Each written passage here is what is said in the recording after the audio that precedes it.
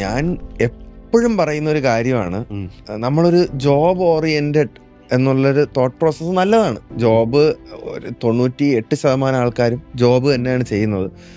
പക്ഷേ ബാക്കിയുള്ള ആ ശതമാനം ആൾക്കാരുണ്ടല്ലോ പല കാരണങ്ങളാലും, ചിലപ്പോൾ ഫൈനാൻഷ്യൽ വലിവായിരിക്കും, ചിലപ്പോൾ പ്രാരാബ്ദങ്ങളായിരിക്കും, ബിസിനസ്സിലോട്ട് കാലെടുത്ത് വയ്ക്കാൻ മടിക്കും ഭയങ്കരമായിട്ട്.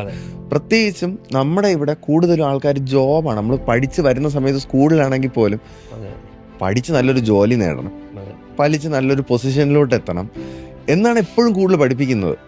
അപ്പോൾ അതിൽ നിന്ന് പുറത്തോട്ട് കാലെടുത്ത് വെക്കുന്ന ഒരാളാണെങ്കിൽ ചുറ്റുപാടുമുള്ള എല്ലാവരും മാക്സിമം തളർത്താൻ നോക്കും. എടാ കിട്ടിയാ കിട്ടി പോയാൽ പോയി എന്നൊരു സാധനമാണ്. നീ ബിസിനസ്സിലോട്ട് ഇറങ്ങി നാളെ നിന്റെ കയ്യിലുള്ള പൈസയൊക്കെ തീർന്നു കഴിഞ്ഞാൽ നീ നിന്റെ വീട് വിൽക്കേണ്ടി വരും, നീ നിന്റെ കുടുംബം നോക്കാൻ പറ്റില്ല, നീ കംപ്ലീറ്റ് അവരെപ്പോഴും റിസ്ക് എന്നുള്ളൊരു സാധനത്തിൽ അവരങ്ങ് ബ്ലോക്കായി പോകും. ശരിക്കും അതിൽ നിന്ന് പുറത്തോട്ട് വരുമ്പോഴാണ് വലിയ വലിയ വിജയ കഥകൾ ഉണ്ടാകുന്നത്. നമ്മളെപ്പോഴും റിസ്ക് എന്തിലാണ് റിസ്ക് ഇല്ലാത്തത്? എല്ലാത്തിലും റിസ്ക് ഉണ്ട്. പക്ഷേ ഒരു ജോബ് എടുക്കുമ്പോൾ കമ്പാരിറ്റീവ്ലി റിസ്ക് കുറവാണ്, പക്ഷേ ബെനിഫിറ്റും കുറവാണ്. റിസ്ക് കുറയുമ്പോൾ അവിടെ ബെനിഫിറ്റും അതേ കുറയും.